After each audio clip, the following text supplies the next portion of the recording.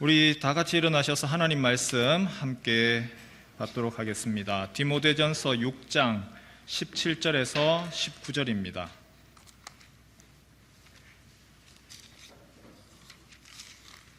디모데전서 6장 17절에서 19절 말씀입니다.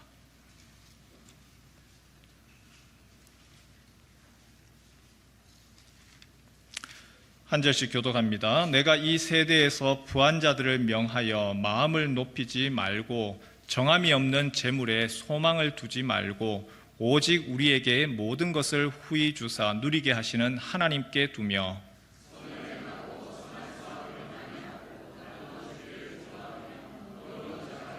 함께 읽죠. 이것이 장래에 자기를 위하여 좋은 터를 쌓아 참된 생명을 취하는 것이니라. 아멘. 식당에서 밥을 먹는데 옆 테이블에서 하는 얘기가 들립니다. 삼성 주식이 어떻고 하이닉스가 어떻고 레버리지가 어떻니, 그리고 성과급이 얼마다. 뉴스만 틀면은 요즘에 그런 이야기고 주변에서도 그런 얘기들이 많이 들려옵니다. 그래서 우리 성도들에게도 주식 투자와 관련해서 설교를 해야 되겠다 싶어서 책을 한 몇 권을 샀습니다. 그리고 다 읽고 설교 준비를 작성을 하다가 설교문을 쭉 읽어보는데 아닌 거예요. 이거 안 해야 되겠다. 다시 접었습니다. 왜냐? 내가 주식 전문가도 아닌데 무슨 주식 이야기를 하지? 교인들이 하나님 말씀 들으러 왔지 무슨 주식 얘기 들으러 왔나? 그 고민을 되는 거죠. 그래서 또 우리 성도들 중에서 뭐 저 책 몇 권 읽었는 거 그거보다 주식에 대해서 아시는 분들이 더 많으실 겁니다. 그래서 이 주식 얘기는 아닌 것 같다라고 방향을 바꿨습니다. 주식 이야기가 아니다. 주식 얘기가 아니고 더 근원되는 돈에 대한 이야기를 하자. 재물에 대한 이야기를 하자. 그리고 소유, 우리가 어떻게 해야 될지, 하나님이 무엇을 기대하시는지 그거 이야기하자. 그래서 지난주에 그리스도인의 주식 투자 1번이었지만 주식 얘기가 아니고 돈을 어떻게 바라봐야 될 거냐. 그리고 오늘은 주식 투자 2번이지만 돈에 대해서 우리가 어떻게 사용해야 될 거냐. 지난주에는 모으는 쪽이라면 오늘은 쓰는 쪽으로 이제 이야기를 하려고 합니다. 이번 주에 제가 읽은 책이 하나가 있는데요. 오래된 책입니다. 2001년도, 지금으로부터 25년 전이지요. 25년 전에 기독교 출판사 규장에서 나온 책인데 아주 베스트셀러가 된 책이 하나가 있습니다. 깨끗한 부자라고 하는 책입니다. 김동호 목사님이 쓰셨습니다. 서울의 동안교회 목회하실 때 쓰셨는데요. 깨끗한 청, 그리고 부자, 청부라고 하는 제목으로 책을 썼습니다. 25년이 지났습니다. 그때는 그냥 읽고 지나갔는데 이번에 새로 책을 읽으면서 저희가 가지고 있던 오랜 고민, 제가 풀지 못했던 기도 제목이 이 책을 읽으면서 풀렸어요. 무슨 고민이 있느냐 하면 저희 집안이 양가로 3대, 5대 그렇게 신앙 가정입니다. 그리고 집안 식구들이 전부 다 예수 잘 믿고 뭐 장로님, 권사님, 목사님 뭐 다 그렇습니다. 그런데 제 기도가 이런 기도가 나오더라고요. 하나님, 우리 가정에 하나님이 믿음의 복을 주셔서 감사합니다. 그래서 한 사람도 예외 없이 예수를 믿고 하나님 앞에서 충성하고 수고하고 봉사하게 하심을 감사합니다. 하지만 하나님 왜 이렇게 힘듭니까? 왜 이렇게 가난하고 왜 이렇게 못 삽니까? 하나님 물질의 복은 왜 안 주셔서 이렇게 힘들어야 합니까? 그게 제가 가졌던 고민이고 기도 제목이었습니다. 근데 김동호 목사님의 책을 지난번에도 2001년도의 책인데 그때는 보이지 않았던 게 이번에는 그게 보이더라고요. 뭐라고 썼느냐 하면 돈이 복이 아니랍니다. 같이 한번 따라 할까요? 돈이 복이 아닙니다. 그럼 뭐가 복입니까? 여러분, 방금도 제가 기도할 때 이런 이야기를 했잖아요. 하나님, 왜 이렇게 우리는 가난하고 없다 보니까 못 삽니까? 여러분, 세상에서의 등식, 우리가 많은 사람들이 이 등식을 가지고 살아가죠. 한번 띄워주실래요? 돈이 많다. 돈이 많다라고 하는 것은 뭐라고 보죠? 잘 산다. 돈이 많으면 잘 산다라고 이야기해요. 돈 없는 사람 뭐라고 이야기하죠? 못 산다. 참 지지리도 못 산다 얘기하죠. 그런데 다시 한번 우리가 이거 한번 따져보자고요. 돈 있는 사람은 진짜 잘 사는 사람입니까? 돈 없으면 못 사는 사람입니까? 돈 있어서 돈 있는 집안에 아버지 돌아가셔가지고 장례를 하는데 형제들끼리 오히려 싸우고 난리고, 아버지 돌아가신 지 얼마 됐다고 입관도 안 했는데 유산 가지고 싸웁니다.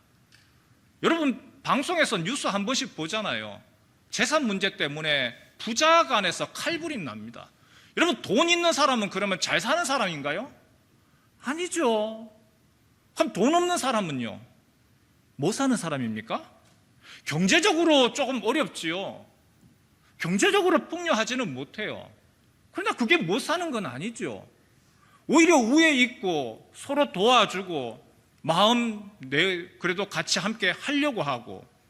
그럼 여기에 대해서 우리가 가지고 있는 이 등식 자체를, 이 생각을 오히려 이게 하나님의 뜻이려니 생각하는 경우들이 많더라는 겁니다. 성경은 뭐라고 얘기할까요? 성경은요, 돈이 복이 아니라고 이야기합니다. 그러면 목사님, 돈이 복이 아니면 뭐가 복입니까? 아니, 어떤 교회는 교회 가면 예수 잘 믿으면 복 받고, 예수 잘 믿으면 부자 되고, 예수 잘 믿으면 잘 산다고 이야기하는데, 목사님, 그러면은 예수 잘 믿는 거, 그러면 복이 도대체 뭡니까? 여러분, 우리가 복음이라고 하잖아요. 복음이 뭐죠? 복된 소식입니다. 여기에서의 복은 무엇이죠? 돈 버는 게 복입니까? 아니죠. 조금 전에 장로님 기도하셨잖아요. 죄와 사망 가운데 있다가 우리가 하나님 나라 백성 되었대. 이 땅이 전부인 줄 알았는데 이 땅이 전부가 아니네. 우리가 죽으면 끝이 아니고 죽음 이후에 하나님 나라, 하늘나라가 있네. 그게 복음이잖아요. 복된 소식, 듣는 소식이잖아요. 복음이 뭐가 복음이죠? 내가 예수를 믿음으로 말미암아 하나님의 자녀 되었고 하나님이 나와 함께 하십니다. 이게 복음이죠. 이게 복이죠. 하나님이 나와 함께 하십니다. 내가 너와 함께 하겠다. 경제적으로 어렵든지 아니면은 질병으로 인해서 내가 내일 지금 수술 받아야 돼요. 암 걸렸어요. 그럼에도 불구하고 주님 감사합니다. 왜요? 내가 너와 함께 하겠다. 내가 그 순간에도 보니까 이게 축복이었네요. 내가 질병이 오히려 하나님의 저주인 줄 알았습니다. 그런데 아니네요. 질병 가운데 하나님 나와 함께 하시는 것이 있네요. 그럼 우리는 자꾸 복이라고 하는 것을 경제적인 복, 물질적인 복, 이걸로 지금 자꾸 등가를 시키니까 복에 대해서 진짜 참 복이 무엇인지 우리가 잊어버리더라는 것이죠. 재물, 그러면 뭡니까? 그러면 재물은, 돈은 뭡니까? 복이 아니면 뭐예요? 김동훈 목사님 책에 이렇게 돼 있더라고요. 하나님이 어떤 사람에게 맡기는 은사다. 같이 한번 따라해 볼까요? 돈은 은사입니다. 돈을 은사로 바라보라는 거예요. 여러분, 주변에 한번 보십시오. 예수 잘 믿어도 가난한 사람이 있어요. 예수 잘 믿어도 가난해질 수도 있어요.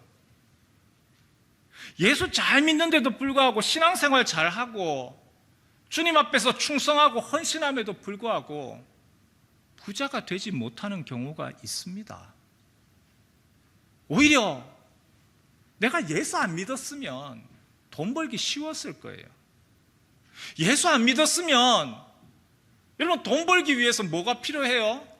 수단, 방법, 그런 거 깡그리 무시하고 그냥 눈에 혈안되어 가지고 내가 한번 벌어보겠다 싶으면 그러면 되죠. 사기를 치든지 도둑질을 하든지 중요한 건 그게 아니죠. 돈 버는 게 이게 최고의 목적이 되는 상태에서는 더 이상 예수 믿는 거 오히려 불편해요. 하나님이 나를 어떻게 바라보실까, 이걸 고민을 해야 되니까 남들은 그냥 덥석 기회다 싶은데 그거 못 잡는 거예요. 오히려 신앙 양심 때문에 나한테도 몇 번 벼락부작 될 수 있는 기회 있었는데 그거 안 했다. 여러분, 이게 오히려 진실된 고백 아닙니까? 그래서 성경은요, 돈이 복이라고 하지 않습니다. 예수 믿는다고 다 부자 되는 거 아닙니다. 돈은 오히려 은사에 더 가깝습니다. 여러분, 은사라고 하는 것은 같이 한번 따라해 볼까요? 하나님이 주시는 특별한 선물. 은사는 하나님이 주시는 특별한 선물이 은사예요.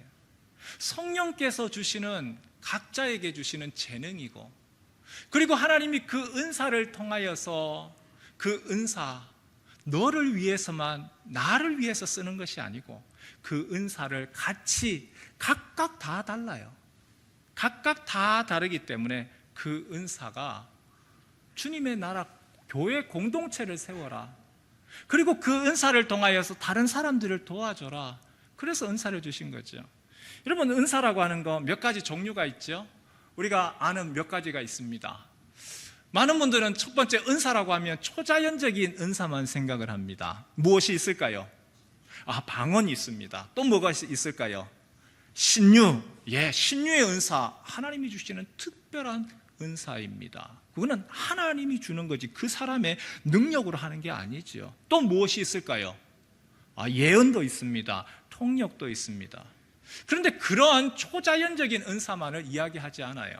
로마서 말씀에 보면, 고린도전서에 보면 하나님이 주시는 특별한 은사, 재능은요, 이런 것도 은사예요. 가르치는 거, 남을 섬기는 거, 구제하는 거, 그리고 위로하는 거, 그 또한 은사입니다.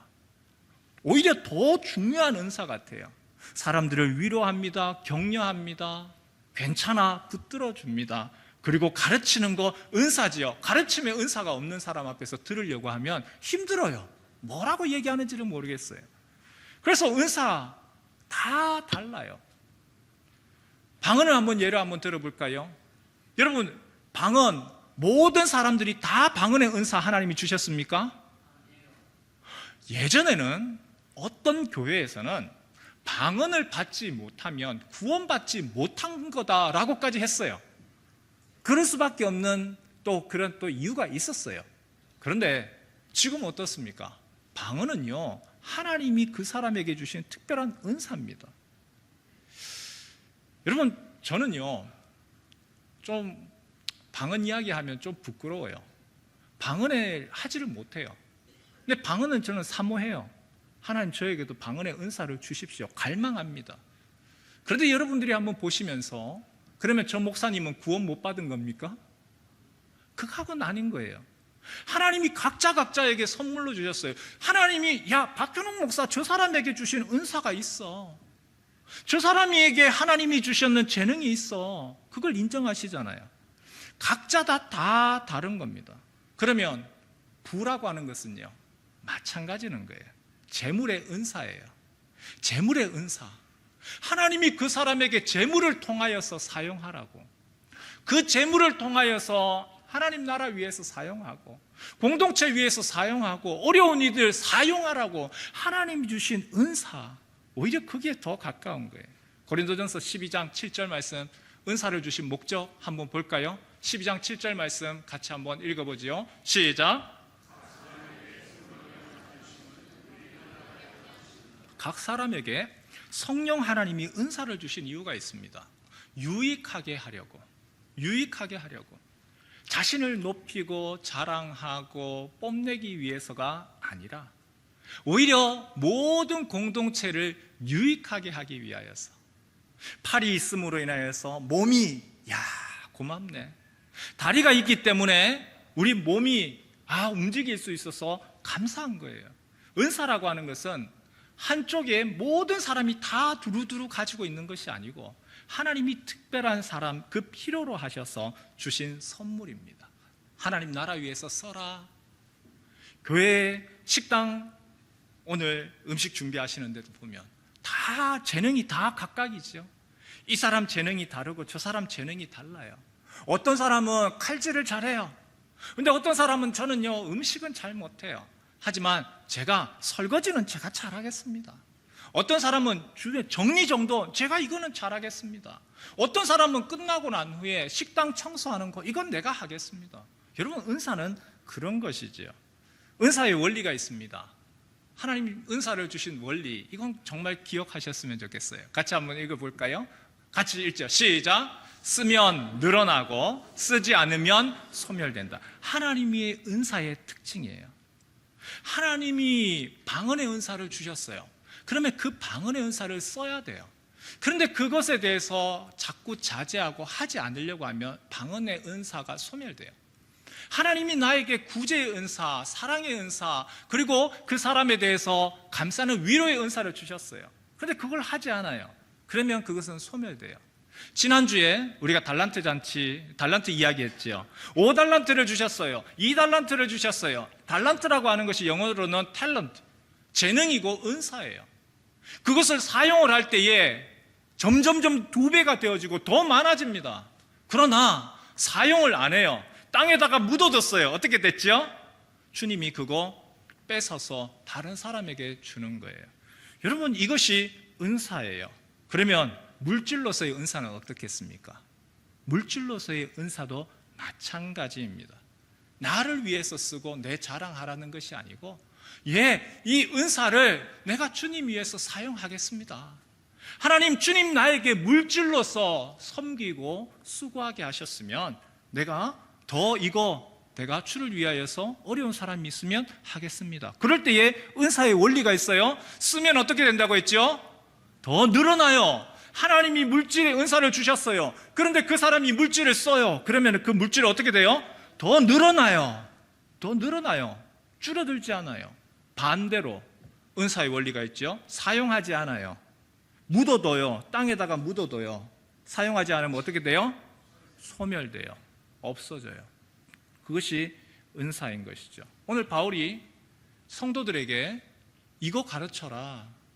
바울이 디모데에게, 이제 후배이자 제자인 목회자 디모데에게, 교인들에게 이거 가르쳐라 얘기하는 책이 목회서신이고 디모데 전서입니다. 6장 17절 말씀, 재물에 소망 두지 말고 하나님께 소망 둬라. 우리 앞에 나올 건데요, 우리 괄호 안에 있는 것까지 같이 넣어서 읽어보겠습니다. 내가 이 세대에서, 시작.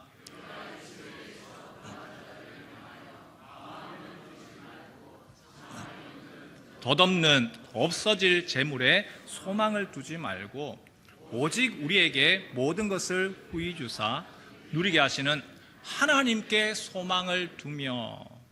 누구에게 명령을 했습니까? 부한자들에 대해서, 돈이 있는 사람들에 대해서, 재산을 가진 사람에 대해서. 그럼 우리한테는 해당이 안 됩니까? 여기 계신 분들은 나는 부자 아니야, 나는 가난한 사람이야, 나는 못 사는 사람이야, 이렇게 생각하시겠습니까? 최소한 우리나라 사람은요, 아무리 가난하다 하더라도 세계 상위에서 몇 프로 안에 드는 사람입니다. 여러분, 오늘 우리에게 주신 말씀이죠. 뭐라고 이야기하죠? 첫 번째 같이 읽죠. 마음을 높이지 말고 없어질 재물에 소망 두지 말고 하나님께 소망을 둬라. 먼저 이 말씀을 부한자들에게 마음 높이지 말고 얘기하기 전에 말씀을 꼭 드려야 될 것이 있어요.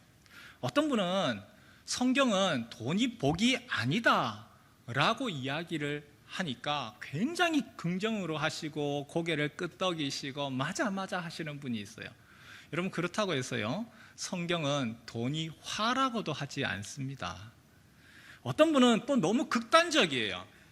돈에 대해서 또 너무 극단적으로 생각해서 돈은 더럽고 추하고 죄악되고 멀리하고 악하고, 여러분, 그 돈은 다 저에게 가져와 주세요. 제가 그 더러운 것들을 제가 다 깨끗하게 제가 수용할게요. 여러분, 그거는 정말 잘못된 생각입니다. 돈에 대해서 그렇게도 보지 마십시오. 극단입니다. 양극단입니다. 그래서 어떤 분은 청빈, 금욕, 그것만 생각을 해요. 그거 아니거든요. 하나님이 돈을 사랑함이, 거기에 마음이 온통 빠져서 있는 게, 그게 일만학의 뿌리라고 했지, 돈 자체는 그것에 대해서 화다라고 얘기하지도 않았다는 것이죠. 그런데 바울이 한번 볼까요? 내가 이 세대에서 부한 자들을 명하여, 1번 다시 한번 읽죠. 시작. 마음을 높이지 말고. 무엇을 높이지 말라고 했어요? 마음을 높이지 마라. 여러분, 돈이 생기면 사람이 좀 변합니다. 참 희한해요. 이제 넘어가셔도 돼요. 돈이 생기면 왠지 목이 곧아져요. 아니라고 하지만 그렇게 되더라고요. 교만해져요. 바울이 마음을 높이지 마라 라고 할 때에 영어 성경에서는 이걸 뭐라고 했느냐 하면, 교만이라고 안 하고 arrogant, 오만하지 마라, conceited, 거만하지 마라, 자만심 가지지 마라, 오히려 그렇게 이야기했어요. 여러분, 왜 돈이 생기면 우리가 어깨가 올라가고 자만심이 생기고 오만하고 그렇게 막 그래야 될까요? 사람이 왜 돈 생기면 사람이 변할까요? 왜 그렇죠? 이유가 있어요. 여러분, 돈이 하나님 역할을 하기 때문에 그래요. 여러분, 돈만큼이나 하나님 역할 하는 게 요즘에 어디 있습니까? 돈이 있으면요, 내가 먹고 싶은 거 다 먹을 수 있어요. 돈이 있으면요, 내가 하고 싶은 거 다 할 수 있어요. 돈이 있으면요, 내가 가고 싶은 거 다 갈 수 있어요. 돈이, 오늘날의 돈이 하나님 역할을 하고 있는 것이 사실이잖아요. 그러다 보니까 사람들이 대접을 해줘요. 백화점 가실 때에 그냥 슬리퍼 찔찔 신고, 그리고 머리 찔끔 매고 추리닝 바람으로 백화점 가십니까? 아니죠. 백화점 가실 때 어떻게 하세요? 최대한 꾸미시고, 그 다음에 집에 있던 안 쓰던 거, 명품 백, 요거 그때 쓰세요. 교회 올 때 쓰지 마시고 그거 들고 갑니다. 그러면 대접받습니다. 아, 이 고객님은 어떻네, 위에서 머리끝부터 아래까지 견적 쫙 보면서 대우가 달라집니다. 한 번은 롯데백화점 본점에 가는데 제 차가 조금 연식이 좀 있지요. 그 차를 모르고 발레 파킹장으로 이렇게 집어넣는데, 발레 파킹장에서 어디 가십니까? 묻지도 않고 치우래요. 치우래. 딴 데 가래요. 여러분, 이게 드러나니까 돈이 하나님을 대체하기 쉽습니다. 그래서 우쭐댑니다. 돈 가지면 어깨 올라갑니다. 없으면 축 처지는 이유가 여기에 있죠. 바울이 여기에 대해서 뭐라고 얘기하죠? 돈의 속성에 휘둘리지 마라. 그리고 교만해지지 말라. 덧없는 재물에 소망 두지 마라. 그리고 너의 소망을 하나님께 둬라. 주식 얘기가 자꾸 나오니까 이게 사회적으로 일이 너무 커지니까 신학자들도 칼럼에 주식과 관련된 칼럼을 쓰셨어요. 백석대학교 기독교 학부의 장동민 교수님이라는 분인데 참 재밌는 글을 올렸더라고요. 칼빈, 우리가 있는 교단 칼빈이라고 하면, 칼빈이 얘기했어 하면은 우리는 다 인정을 합니다. 그 칼빈이 만약에 오늘 이 시대에 주식 열풍의 시대에 온다면 칼빈은 주식에 대해서 뭐라고 했을까? 그 장동민 교수님은요, 칼빈은, 칼뱅이죠, 프랑스 사람이니까, 칼뱅은 허락했을 거다 얘기를 했어요. 왜냐하면 당시에는 주식이 없었어요. 그러나 당시에는 대부업이라고 하는 것이 있었어요. 은행도 있기 전이었어요. 거기에 대해서도, 대부업에 대해서도 인정했다는 거예요. 하지만 탐욕에 대해서는 경계했을 거다. 하나님이 주신 은사로서의 이 부를 잘 활용하라고 주신 것을 오히려 탐욕으로 가지기 때문에 거기에 대해서는 분명히 경계했을 거다. 그러면서 그가 쓴 기독교 강요 3권에 근거해서 세 가지 질문을 제시를 했어요. 이 질문을 가지고 내가 과연 이 하나님이 주신 부가 선물로서 내가 이해하고 있느냐, 활용하느냐, 아니면 탐욕을 위한 나의 수단화로 삼고 있느냐, 질문을 가지고, 이 기준을 가지고 한번 자기 질문을 물어보라는 거예요. 세 가지 질문이에요. 첫 번째 같이 한번 읽어볼까요? 시작. 이 투자가 하나님께 더 가까이 가게 하는가, 아니면 하나님에게서 멀어지게 하는가? 여러분 혹시 주식하시는 분들께서 이거 가지고 고민해 보셨습니까?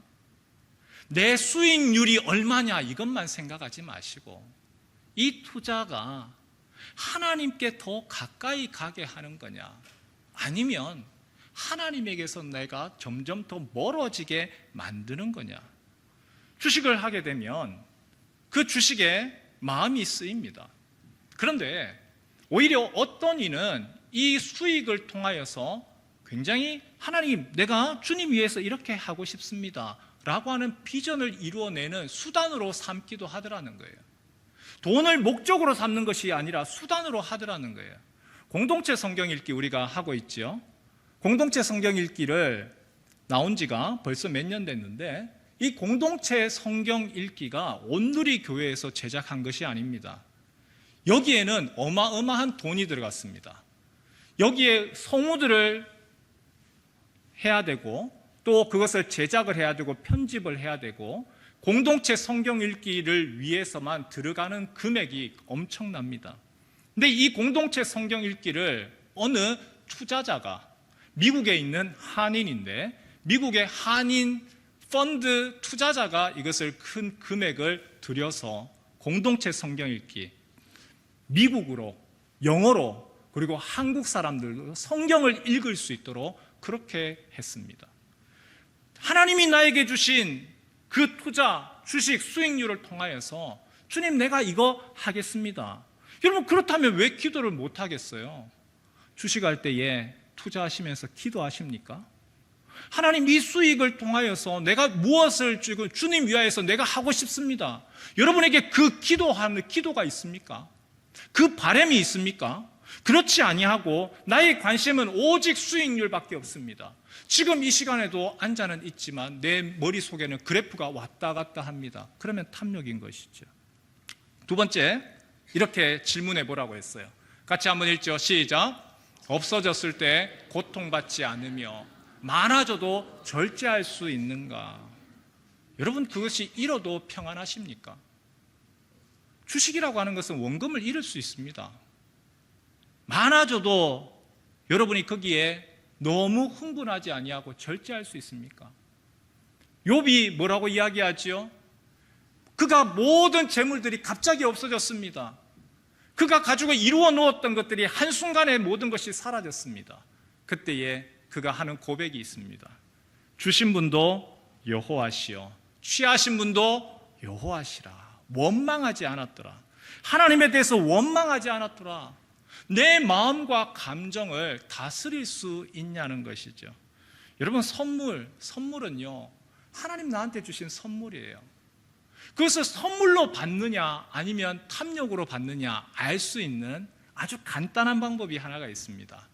무엇이냐면, 새로운 돈이 생겼다고 해서, 내가 이전보다 많은 금액이 생겼다고 해서 씀씀이가 달라진다?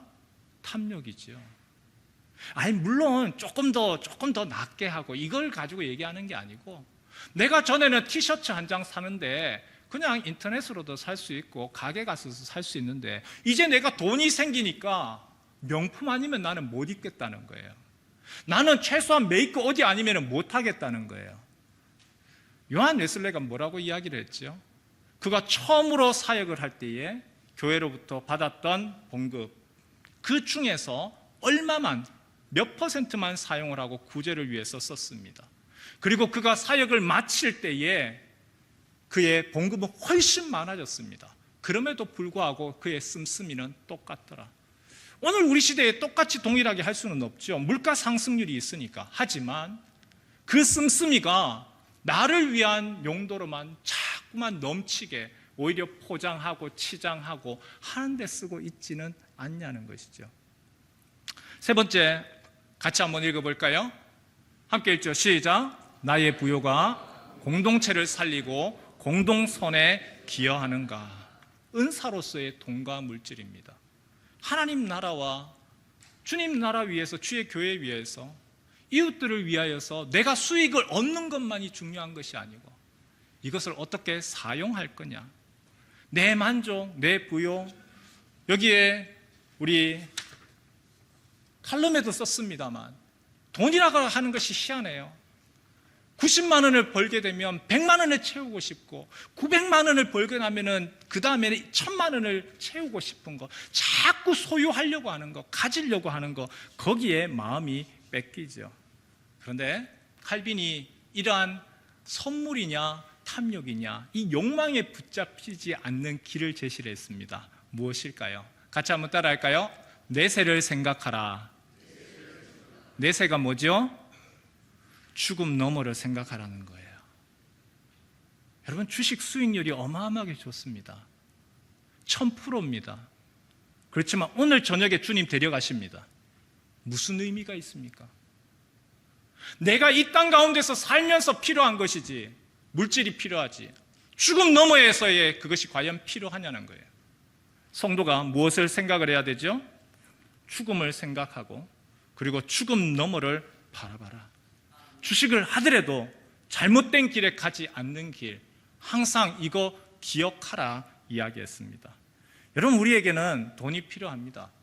직장에 가는 이유도 봉사하러 가는 거 아닙니다. 돈 벌러 가는 겁니다. 노후 위에서 주식하는 거 잘못된 거 아닙니다. 준비하는 거 평균 연령이 늘어났습니다. 학생들이 아르바이트 하는 거, 가서 정당하게 일하고, 그리고 그들이 용돈 해야 되기 때문에 일하러 갑니다. 그러나 우리의 삶의 목표가 돈 자체만은 아니라는 것이죠.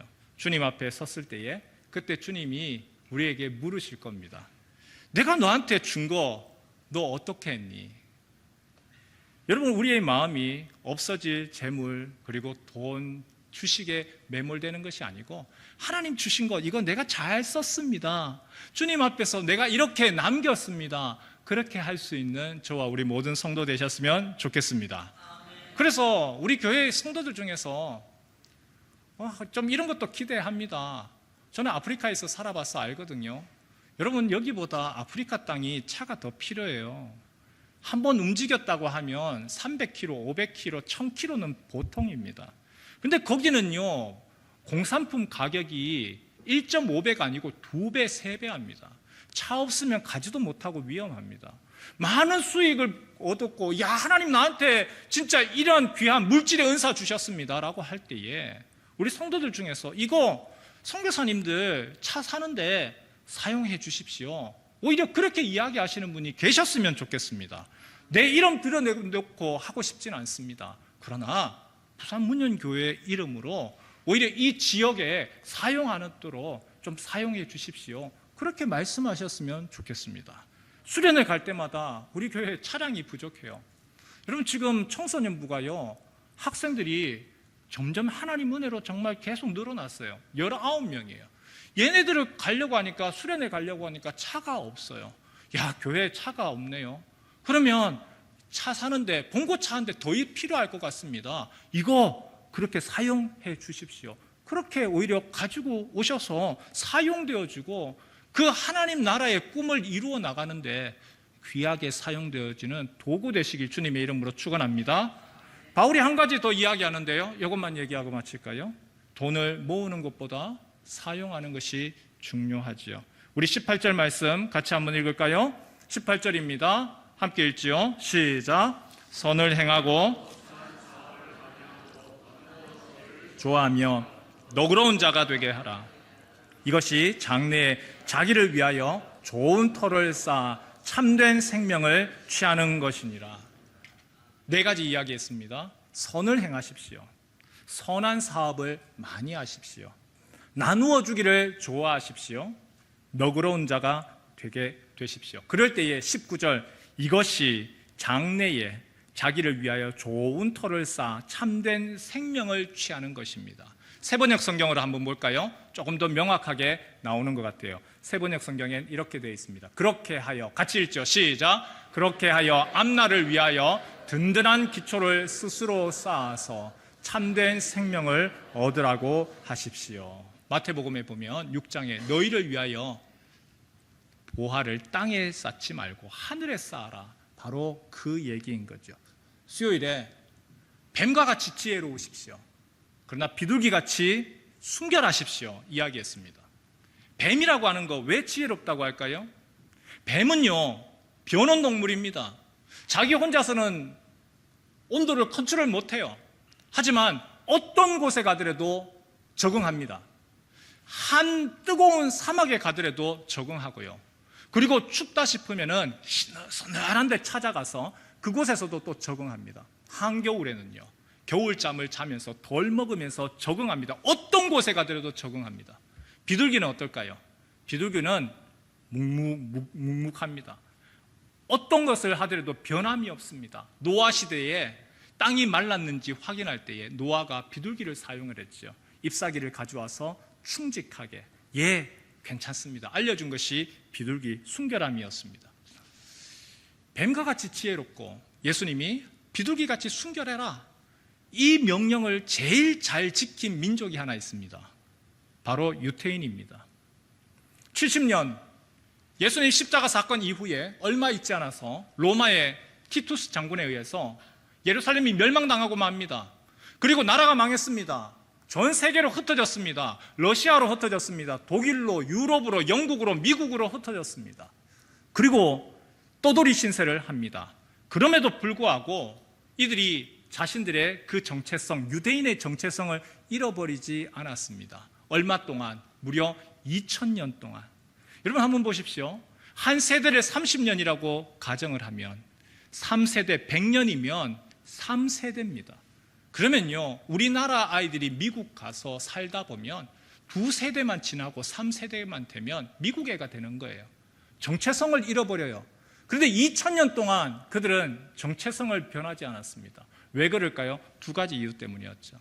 첫 번째, 비둘기같이 순결하도록. 너는 유태인이야. 하나님의 말씀을 기억해 율법 교육 철저하게 시켰습니다.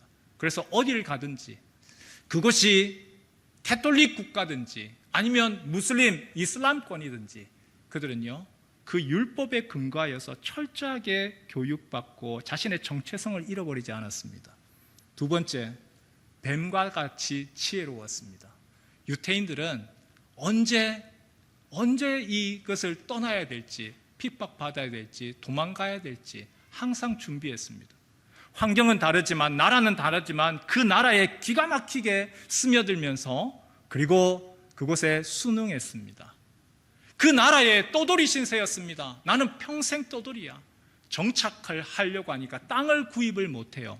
왜냐? 땅을 샀다가는 쫓겨나면은 가지고 갈 수 없으니까. 그래서 유태인들은요, 부동산에 관심을 가지지 않았습니다. 대신에 들고 갈 수 있는 거, 금, 은, 보화, 돈, 금융업이죠.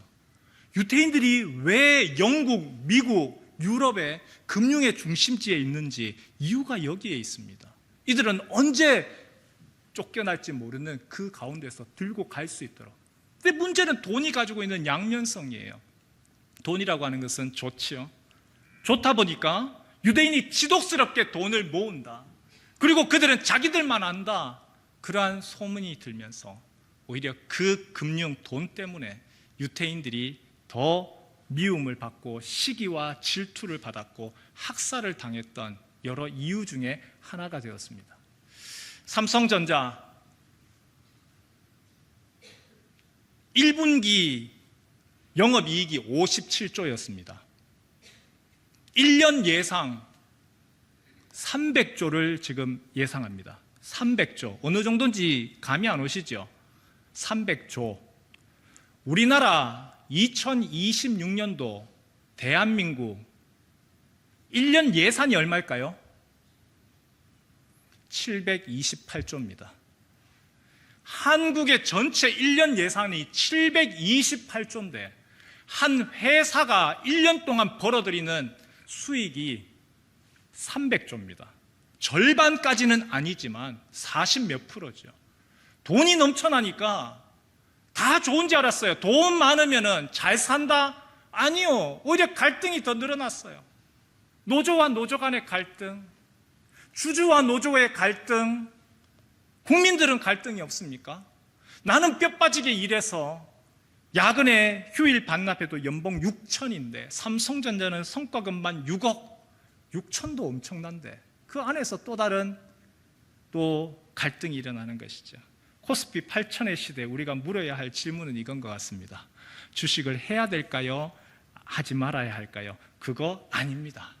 그게 아니고 돈에 대해서, 예수님은 돈에 대해서 네가 하나님을 섬기냐 돈 섬기냐 그거 경고하셨는데, 심지어 예수님은 부자가 하늘나라에 들어가기 어렵다, 그만큼 돈에 대해서 경계해라, 그렇게 이야기하셨는데, 오늘 우리는 그 경계는 뒷전이고 너무 시류와 흐름, 시대 정신에서 포모, 나만 늦었네, 물질 만능주의를 오히려 더 너무 따라가고 있지는 않냐는 것이죠. 우리가 기억해야 될 것 이거 같습니다. 같이 한번 해주시죠. 돈은 은사입니다.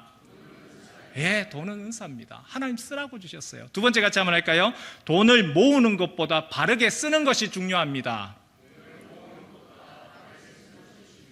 마지막으로요, 재물에 소망 두지 말고 하나님께 소망 둡시다.